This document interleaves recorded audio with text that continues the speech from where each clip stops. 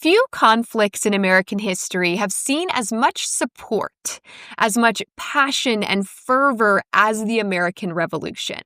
This war saw the everyman rise up for the cause because it was a cause that every American could proudly stand behind: freedom. I've talked about unlikely Revolutionary War heroes in the past. Deborah Sampson, a woman who disguised herself as a man in order to enlist. Andrew Jackson, who joined the fight at just 13 years old. This cause was so important, the fight for liberty, that even women and children were desperate to do what they could. There are others who mostly go unrecognized too. Black men, both enslaved and free. Indigenous men who risked their lives to fight for a country that had never fought for them. Israel Pierce falls into this last category.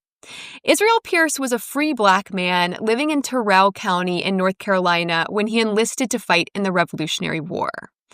Upon first glance, you would likely say that he was Black, but Pierce had indigenous blood coursing through his veins as well. In fact, he's referred to as the Pungo River Indian. Yes, Pungo again. I hear you, universe. Despite his service to the country, despite his distinction as a free person of color, North Carolina revoked Israel Pierce's right to vote, along with other free Blacks, at a state constitutional convention in 1835. In this new country Israel Pierce fought to forge, the land of the free, he ironically remained a second-class citizen, war hero aside. And for second-class citizens, the paper trail is often hard to track. But today, the great-great-great-great-granddaughter of Israel Pierce is attempting to do just that, to unravel the flimsy trail of official documents in an attempt to prove her ancestry. Not for the reasons you might think, though. She's already a proud member of the Daughters of the American Revolution, or DAR. No. Chief Marilyn Berry Morrison of the Roanoke-Hatteras Tribe has something far more significant and surprisingly difficult to prove. Let's fix that.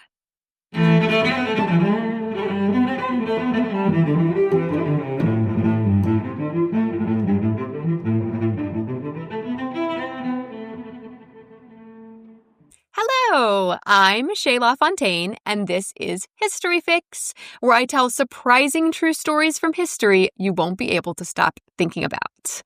Thank you so much for joining me again for part 2 of my Still Here series, where I seek to bring you much-needed perspective and to get to the bottom of the misconception that Indigenous Americans no longer exist in the eastern part of the country.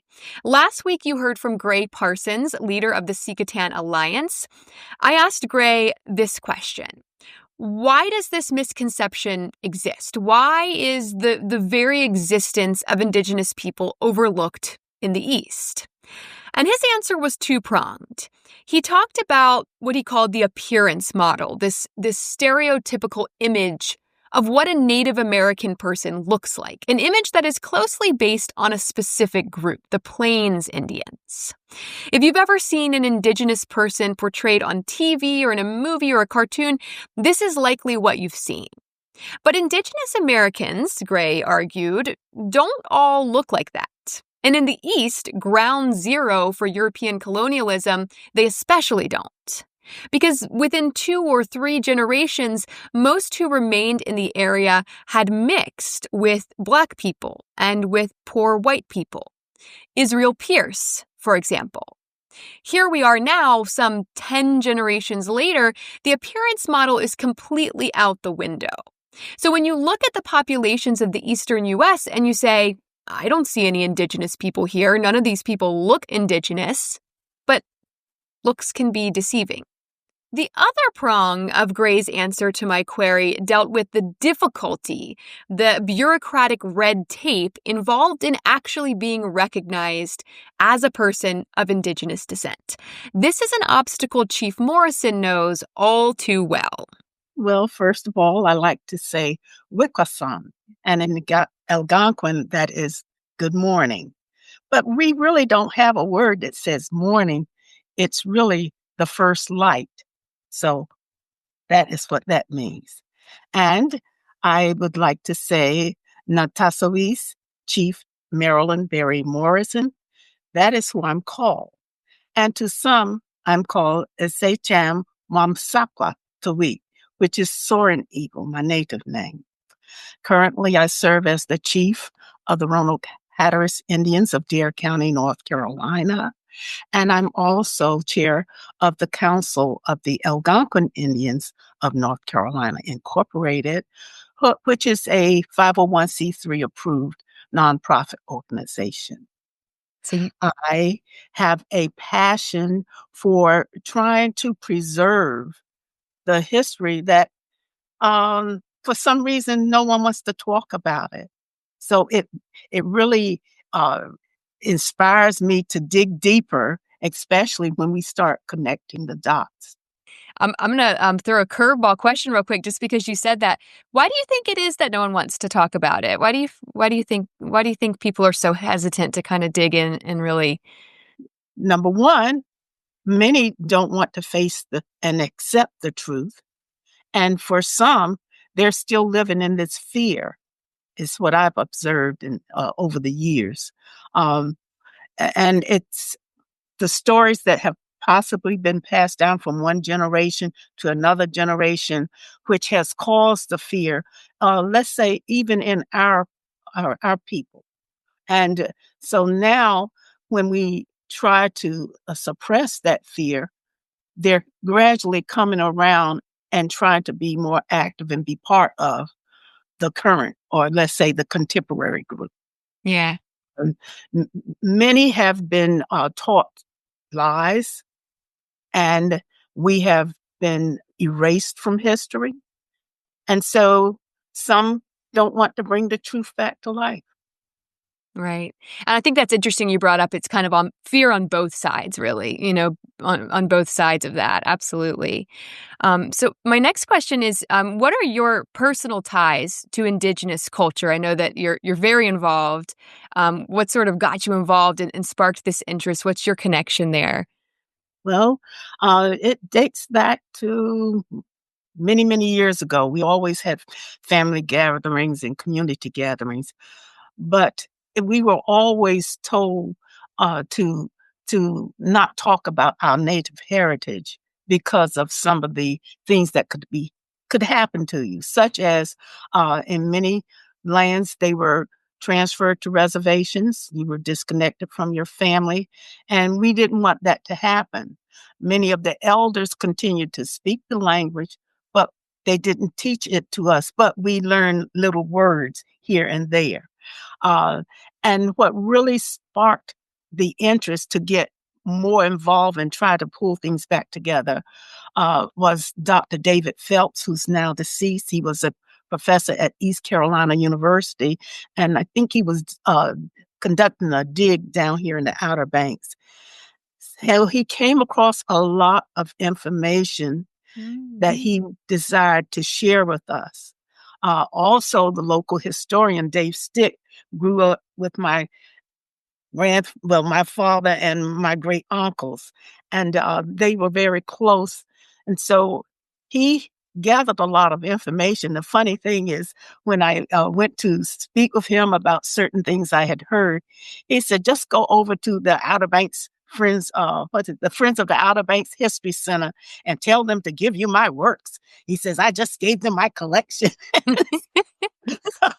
So I went over there and I said, Uncle Dave told me to please give his works to me so I can make the connection and see what has gone on all these years. Okay, so Yeah. they were really caught by surprise, but they kindly turned the works over to him because he threatened to take it back, his works back, if they didn't share it. So, but they have been very helpful in helping us to establish who we are, and also I have to give kudos to the North Carolina Archives, State Archives, who has also provided information, because people don't realize that being American Indian is a hard task. If you say you are, everyone wants to know, prove it. But we're really the only race of people who have to prove who we are. But Right. luckily, even though we have an oral history, in history, things were written down. And so you have to dig deep. And we have found census records, death records, birth certificates, and uh, court records. Oh, court records and land deeds. And it has all, it just fills my heart when I come across an ancestor's name. Yes, I was not living during that time, but I'm familiar with the name because it was passed on. So we found that it was a very easy task for us to connect because we knew who our ancestors were. And then we could walk back in history and we found their names on documents. And I am so proud to sit here today to say that I am a lifetime member of the Daughters of the American Revolution. And I thank them for helping us find those court records regarding one of our lost ancestors. I won't say she was lost, but she popped up on records dated back to 1837, 38, and 1839. And so that helped us fill that gap between our patriot, who was Israel Pierce. And Israel Pierce was from Terrell County, and historians referred to him as the Pungo River Indian. Do you see, you kind of follow what I'm saying? You have to do a lot of research. You'll be looking at many, many, many documents, but everybody finds a new piece, a little piece to put together the whole story about Israel Pierce. And if we didn't know that he was a Pungo River Indian, and if we didn't know that he fought in the Revolutionary War, starting out in the Navy, and then he enlisted as the Army, then we wouldn't know that he was our patriot. And he was in the DAR system as a forgotten patriot. No one knew about him until we started doing the research. Oh, that's so cool. Yes. I love that stuff. That's so cool. I think that's so interesting. You said, you were kind of taught not to mention it for probably a very long time. People of Indigenous ancestry, it was not something that you brought attention to. And so now going back and looking at and seeing these names that were passed on and picking out these names through time, it's so interesting because it's like these people were almost kind of flying under the radar, trying to be sort of incognito and just blend in. And now you're looking back and going like, I see you. I see who you really were. That seems that's so powerful, to have it with this modern perspective, but to see kind of the lives that they led. That's very interesting. Not only is looking at it that way, but people sometimes think I'm strange because these spirits will call out to you and lead you to what you need to find. Yeah. Typical example, we always had family celebrations, and they call our celebration Super Hills. But then people knew what it was called, but where did the name come from? And I was in the library at Norfolk State University, walking through the stacks, and this voice was saying, "Hey, walk this way." And I said, "Oh gosh, here we go again," until we reached a stack of books. And honestly, that book just raised right off the shelf, and it says, "Grab it." I grabbed it, and then when it flopped, flipped open, and it said, "Super Hills." I wasn't even thinking about it, but months ago we were trying to fill in, the blank, and it said Sopel's Hill was a part of land owned by an army soldier, and it was infested with mosquitoes. He abandoned the land because he did not like being bit by mosquitoes. His name was Supel. Okay. Wow. Yeah. So, Yeah. and our family lived on that land until they sold it into the where they have the courthouse today. But that's how they got it was called Super Hill. Yes. And I don't think that's strange at all, actually, because I experience that all the time as well. Those little kind of like signs and being pushed in the right direction. I do. So I believe in that fully because I've experienced it many times myself. Yes. So what I really want to talk to you about today is I feel like there's this misconception, and that's really what my podcast is all about, is kind of trying to correct these misconceptions about history because there are so many. But I see this misconception that Indigenous Americans, especially in the eastern United States, are sort of no longer exist, or at least aren't here anymore. Either they died or they were forced to relocate, which we know many of them were. But I think there's this misconception that Indigenous people aren't in this part of the country at all. And that's obviously not true because you're sitting here today. But why do you think that is? Why do you think so many people are unaware of this presence, of the impact of Indigenous people and cultures in the eastern states? Some of them may not want to be attached to those who harmed us and degraded us and killed us and raped us. And so they don't want to be a part of that. Okay. And so remember, we got two sides to this equation. We have the other group who possibly are suffering from, let's just say, post-traumatic stress syndrome of some kind. Okay. Because we, as American Indians, we too were enslaved at some time, but I have not found any of my people who were enslaved. Okay. So you have these two groups who are trying to suppress all this. But if they go to the history books, they will be enlightened to find that the American Indians of the Outer Banks were my people. There are some other tribes. And if they look at the 1733 map of Mosley, there were 7 tribes who we would consider the historic tribes. And they were the Hatteras, Mattamuskeek, Meherrin, Occaneechi, Tuscarora, Saponi, and the Cherokee. 7. Now, of those 7, only 4 have received state recognition because it's alleged that they were able to tie back to historic tribes. So you have your Cherokee, state recognized, Meherrin, Occaneechi, Saponi.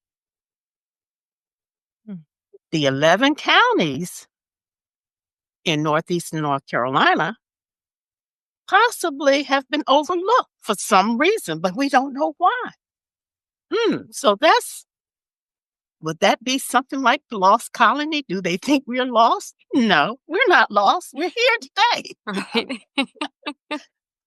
Now, then you roll ahead. Noah Webster, if you look up his definition of American, he describes us as being people who are native to the land, the Indigenous Americans, and he further describes us as being copper-colored. So, could that possibly be a concern? And then if you go back a little further, Amadas and Barlow, they weren't the first. Before them was 1524. You had Giovanni Verrazzano, and he described us as being dark complected. That's 1524. So I don't know. They write the books and tell us that they discovered America, but we were on the shores and we invited them into our towns and villages. So something's wrong there. So Right. we weren't discovered. They found us already here. Right. We had our government. We had established towns and villages. We knew how to farm. We knew how to fish. We didn't need them to teach, but they needed us to survive. Yes. Yes. So, it's a lot that we have been misled to believe. And I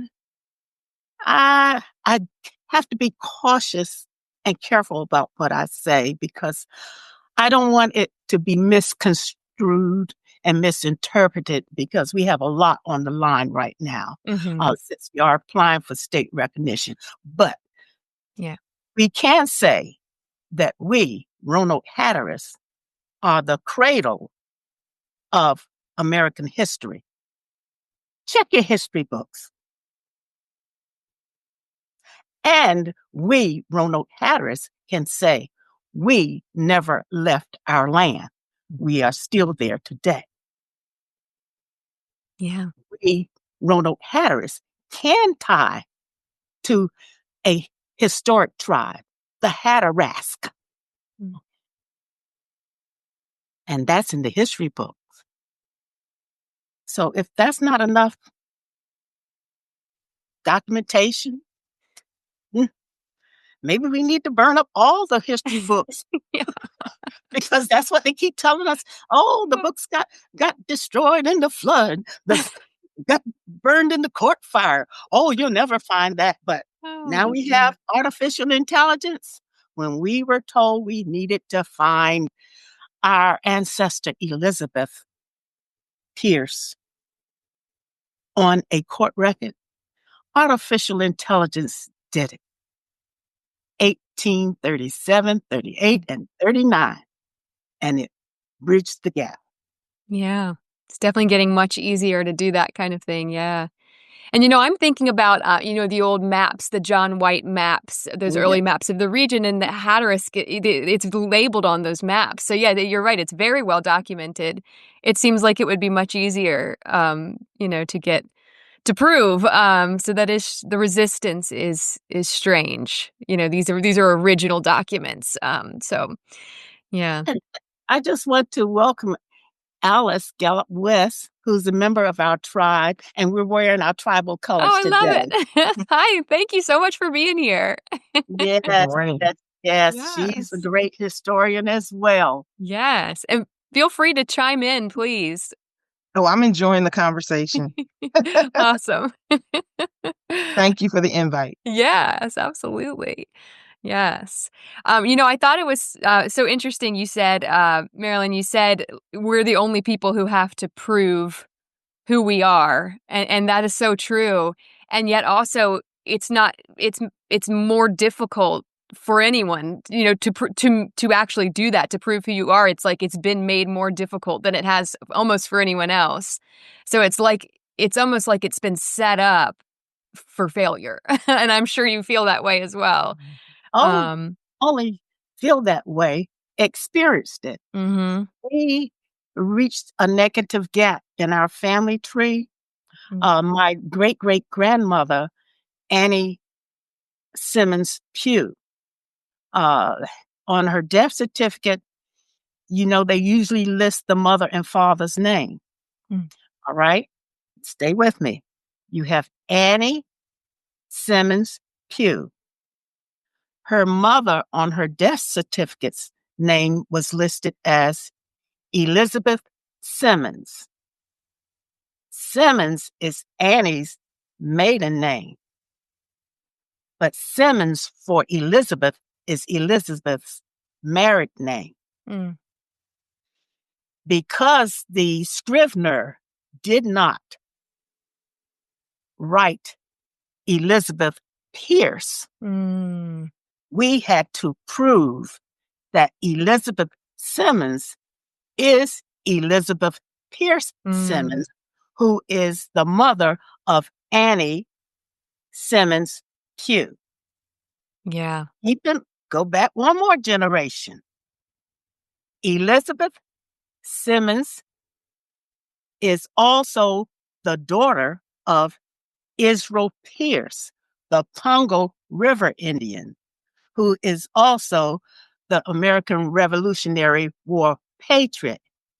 And when we were told that we needed to produce a record of some sort that had Elizabeth's maiden name, AI went out there and found court records 1837, 1838, 1839. Because they did not recognize marriages, mixed marriages at that time, she had to go to court each time she had a baby. Oh, wow. And In 1850, Elizabeth was listed as the head of household. And the children that she had, one of them was my great-great-grandmother, Annie Simmons Pugh.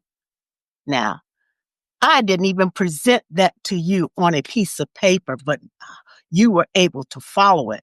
Yeah. And it's still not being accepted.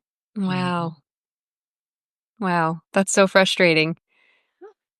Oof. Oof. Oof. What do you feel like can be done? I mean, there's obviously major issues, systemic issues here. Do you see a solution? Do you see a way forward? What do you feel like can be done to rectify this for so many people? Being fair, Mm-hmm. not setting such a high standard for some, because I'm quite sure we are possibly the only petitioner who has had to provide that depth of information. Mm-hmm. Yeah. Which is very unfair, right? It should be You standard said across the I board. didn't. I said it. I'll claim that. Oh my goodness. Do you feel like you talked earlier on about this sort of fear and this hesitancy, growing up maybe not to mention Indigenous ties. Do you feel like that's improved? Do you feel like society as a whole has been more accepting, or do you feel like it's just as challenging today to be open about Indigenous ties? Is that fear still there, or do you see that lessening somewhat? The fear is there, and I feel that it's going to take us to start working closer with our children so they will know who they are, so they will be proud of who they are, because some of the elders are really stuck in their ways, and it's kind of hard to get them, to think outside their box. I'm frequently asked, well, how many members do you all have in your tribe? I ask them, which number do you want? Because we have enrolled members with a card. We have members of the family who know who they are, but they don't want to. They say, I don't need a card to prove who I am, you know. Mm-hmm. And you have those members who are just in denial. So which number do you want? What's Right. those? Okay. So and I'm glad you brought that up, because we have a cultural day event coming up November 15th. It's going to be held at the Youth Community Center in Manteo. And we're hoping we're able to bridge that gap somewhat, starting with some of the young people, but we know the adults are coming too, just be nosy, but we welcome them anyway. But we want to kind of get the children on the right track again. Yeah. We are also holding small language classes for the youth, and they are very, very excited when they learn how to say their name and say Tonkatori or Tabani or Rickason. They're so excited because they say, I can say my language, That is so cool. Yeah. and they're picking up so fast. But back to the Yeah. fear, that is what I feel we need to do. And helping them get over the fear, we can have more podcasts. We can have more cultural events. We have our powwow, which is also coming up April 11th and 12th. We can even have more local meetings. But the problem is getting them out. They're fearful. If someone knows I'm American Indian, then what's going to happen? And I want to say, what is going to happen? Yeah. So I know we it's have to get off that fear. Yeah, it's such a shame that fear still exists, but it makes sense. I mean, it's just generational trauma. It's just centuries of trauma, and that doesn't just go away in a day. So, but I think you're right. I think I'm a former elementary school teacher, so I fully believe you got to start with the children, and that the children are the future. It's you want to think you can change older people who are set in their ways, but it's very difficult to do. So I think that's I love that you're teaching them the language. That's so cool. That's really, really neat. But yeah, I think that's beautiful. I just want people to understand that there is no need to fear on either side. Things are the way they are, and it's up to us to fix it. So I was trying to coin a statement to express that in a diplomatic and reserved way. And so I would say the Roanoke-Hatteras people are not lost. Mm-hmm. They are the living thread that connects America's first story to the present. By speaking the truth, honoring our ancestors, and restoring our rightful place in history, we begin to fix what was broken. Absolutely. That's beautiful. Yeah. Thank you. But I can also say another thing. We are very spiritual people, Mhm. and we believe in one God. And in our language, we refer to him as the creator, and we call him Mandu or Mani. We are one people. We are God's people. Mhm. We are one race, and that race is the human race. Mhm. And in our language, we say to her, Alice, Tabani. Tabani. That is thank you. Thank you. You are so welcome. You're so welcome. I'd like to repeat Chief Morrison's well-thought-out statement. She said, quote, "The Roanoke-Hatteras people are not lost. They are the living thread that connects America's first story to the present. By speaking the truth, honoring our ancestors, and restoring our rightful place in history, we begin to fix what was broken." End quote. There is no need for fear on either side. She also said, "We are one race, and that race is the human race." Gray echoed this same sentiment. No one was there then. Mm-hmm. You're not responsible, even if your ancestors were doing that. Right. You're not accountable for that. You are accountable as a human being for recognizing that and going a step further in trying to understand how that has impacted not just us here locally, but how that has impacted every indigenous culture across not just the United States, but South America, West Africa, you name it. I think the answer to my question, why does this misconception exist, this idea that Indigenous people no longer exist, is convenience. It's more convenient for both groups if it all just went away. It's inconvenient to acknowledge your own Indigenous ancestry. It's inconvenient for the government to acknowledge that these groups exist. That inconvenience stems from fear and trauma and shame. But the overwhelming message here, the perspective I was seeking, is that there is no need for blame or for shame or for fear. We alive today are not responsible for what happened in the past, but we have a responsibility to know about it, to learn from it, and to move forward the right way. We can't change the past, but the future is ours to shape. We get to decide what happens next. We get to fix what was broken.